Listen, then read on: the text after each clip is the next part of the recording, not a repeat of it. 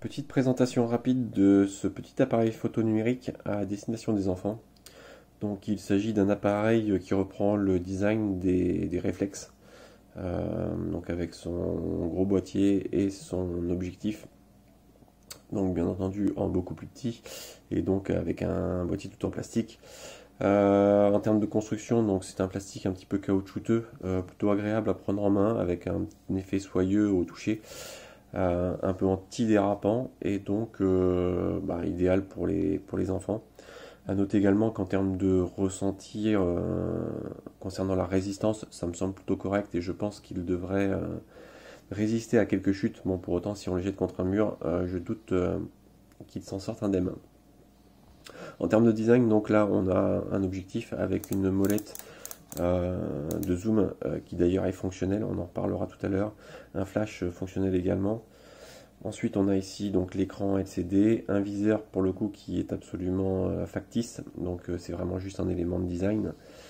Ensuite donc là on a tous les boutons pour accéder au menu, le déclencheur ici, donc déclencheur qui est un peu bizarre en termes de toucher, on ne sait pas trop si on a appuyé ou pas, c'est ouais, un peu moyen, mais ça reste tout à fait utilisable.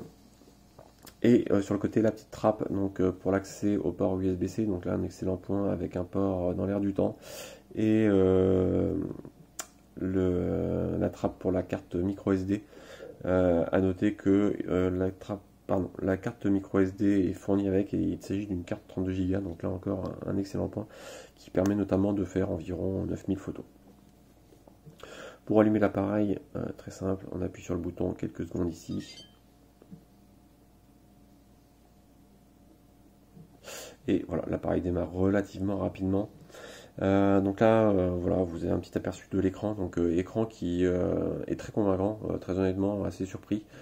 Bon, on n'est pas sur un écran de smartphone ni même un écran d'appareil photo premium, hein, mais voilà, il est plutôt lumineux, clair, pas trop mal défini, donc un peu bruité, mais voilà, toutes les informations sont parfaitement lisibles à l'écran. Donc voilà, il remplit parfaitement son job. Donc ensuite, voilà, sur l'écran on a quelques indicateurs comme le niveau de batterie, le mode de prise de vue, donc là mode paysage, la définition de l'appareil photo, et puis le fait qu'on est du coup en mode photo. Ensuite là le nombre de photos disponibles et un petit bar graphe qui nous indique le niveau de zoom. Donc là si je zoome, ouais, on voit le petit curseur qui monte. Donc niveau de zoom là, si je me mets ici, vous voyez en fait, donc, en tournant la molette,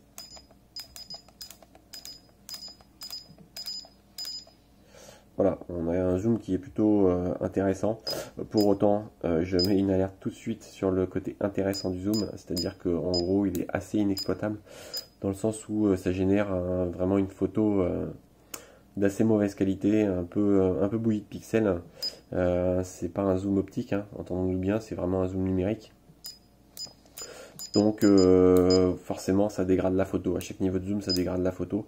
Donc bon, je pense qu'en fait, il faudra s'en tenir aux 2-3 premiers niveaux de zoom et après voilà ce sera vraiment pour de l'hyper ponctuel mais peu exploitable. En appuyant sur ce bouton là on peut passer en mode vidéo, donc de la Full HD. Je repasse en mode photo. Donc ensuite on a l'accès au menu, donc ici un appui ici me permet d'accéder au menu. C'est pas forcément très intuitif, dans le sens où voilà, on imagine qu'il faut aller vers la droite, mais si on va vers la gauche, il y a d'autres menus qui nous permettent justement de remonter vers des menus un petit peu plus système. Je vais en profiter d'ailleurs pour montrer le flash. Donc si je me mets sur le Always Bright, donc là c'est pareil, on constate que donc il y a une traduction française du menu, mais qui n'est pas toujours très parlante. Elle serait conciliée pour le flash. On a du mal à imaginer ce que ça peut être, et donc là une traduction qui n'est même pas faite du tout. Et donc voilà, le flash, voilà le niveau de luminosité, donc bon, très clairement c'est encore une fois pour donner l'illusion d'avoir un appareil comme papa et maman, mais qui ne pourra pas forcément vraiment éclairer au mieux un sujet. Donc là on peut retourner dans les menus, donc voilà on peut remonter plus loin dans les menus et accéder à des choses, bon je suis passé trop vite, mais au menu un peu plus système. Et sinon si je suis dans les menus, donc ici donc on a accès aux scènes photos, donc avec plusieurs scènes, hein. Voilà, je ne vais pas forcément toutes les défiler. Si je reviens dans le menu, donc là le smiley face, alors il me semble que ça c'est Ouais, c'est une détection de sourire, je crois.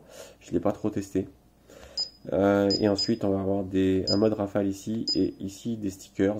Voilà, ça va être des petits autocollants qui vont se rajouter, donc ça c'est sympa pour les enfants. Donc là, si j'en choisis un.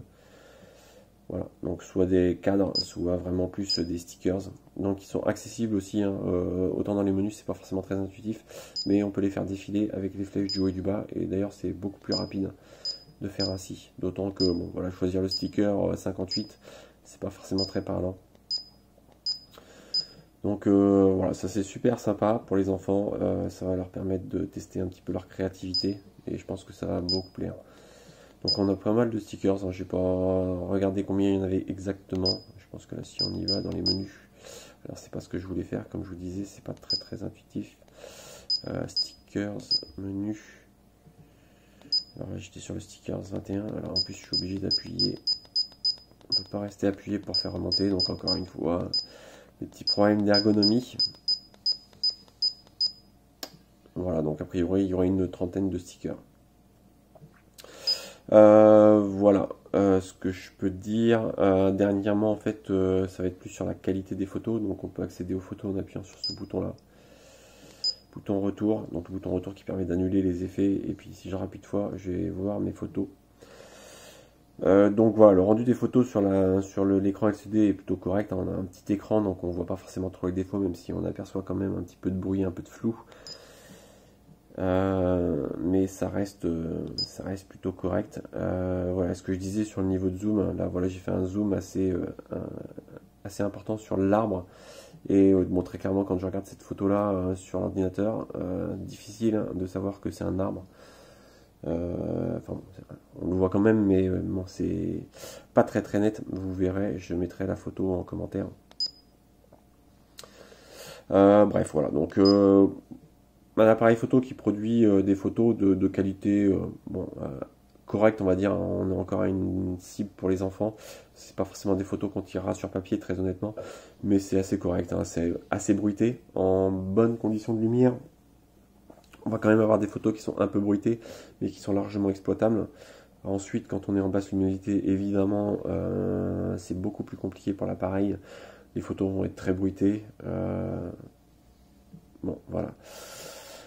Vous savez à quoi vous en tenir. Mais voilà, on aura des photos qui ne seront pas forcément nettes, un peu vraiment très granuleuses. Et avec un manque de détail certain. Mais bon, pour le coup, encore une fois, on est sur un appareil pour des enfants, pour qu'ils s'amusent et pour qu'ils aient l'impression d'avoir le même appareil que les parents. Donc voilà, on est quand même sur quelque chose d'assez sympa. En termes rapport qualité-prix, je trouvais ça plutôt pas mal malgré tout. J'espère que cette petite vidéo vous aidera dans votre choix. N'hésitez pas à le remonter.